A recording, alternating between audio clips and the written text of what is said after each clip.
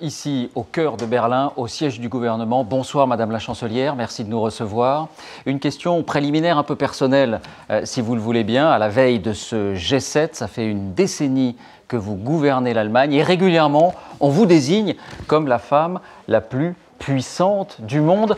Est-ce que c'est une satisfaction? Est-ce que c'est une fierté?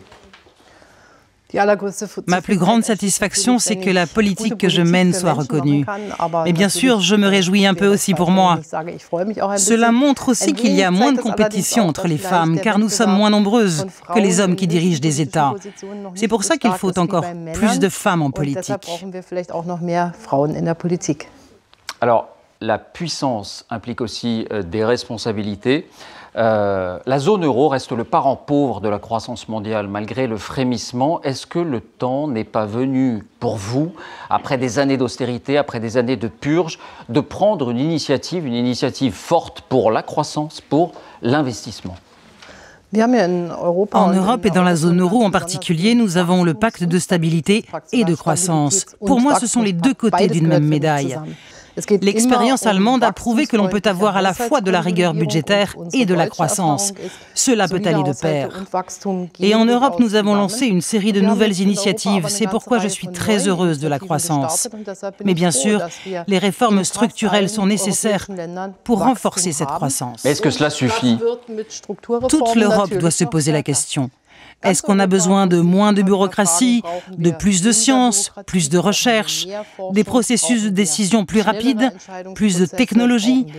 Je pense que c'est l'une des raisons pour lesquelles la croissance n'est pas aussi forte que dans d'autres parties du monde. Sur ce point, est-ce que pour vous, la France en a fait assez de réformes? C'est insuffisant, disiez-vous il y a 6 mois. Est-ce que vous pensez toujours la même chose? En France, beaucoup de choses ont été mises sur les rails et je suis très heureuse de la coopération très étroite entre la France et l'Allemagne.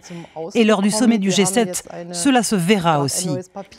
Nous venons de proposer un nouveau document dans le débat sur l'avenir de la zone euro. Et ce document a été élaboré par le président français et moi-même. Donc je souhaite une coopération très forte et je souhaite que le chômage recule en France. Et ce que l'Allemagne peut faire, elle le fera. Mais la France a fait assez de chemin pour vous aujourd'hui sur ces réformes. Je ne ferai pas de commentaires ici. Nous avons des débats très intenses. La coopération franco-allemande peut contribuer à relancer la croissance dans nos deux pays. Et c'est pour cela que la France prendra les décisions qui s'imposent. La Grèce reste une menace pour cette croissance. Est-ce que l'Allemagne est prête à sortir son carnet de chèques alors qu'on sait que la Grèce ne pourra pas rembourser sa dette? Est-ce que vous êtes prête à une rallonge pour la Grèce alors que les Grecs eux-mêmes ont voté et qu'ils ont dit on ne veut moins d'austérité? Le programme qui est en cours doit être finalisé. C'est la première chose. Nous disons qu'il faut de la solidarité, mais en même temps, il faut des efforts de la part de la Grèce. Les pourparlers continuent.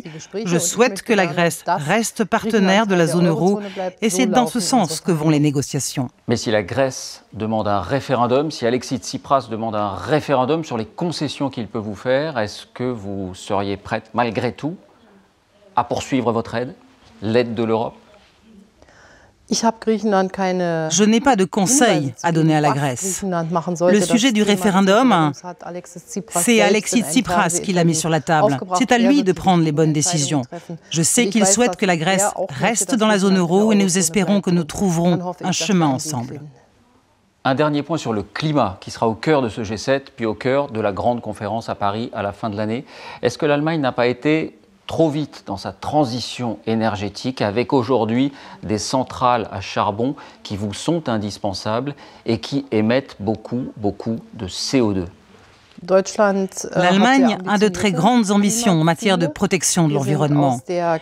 Nous abandonnerons d'ici 2022 l'énergie nucléaire. Nous ne pouvons pas abandonner en même temps le charbon, mais nous devons trouver la bonne voie pour parvenir à nos objectifs. Je sais que l'Allemagne sera un bon partenaire dans cette conférence sur le climat.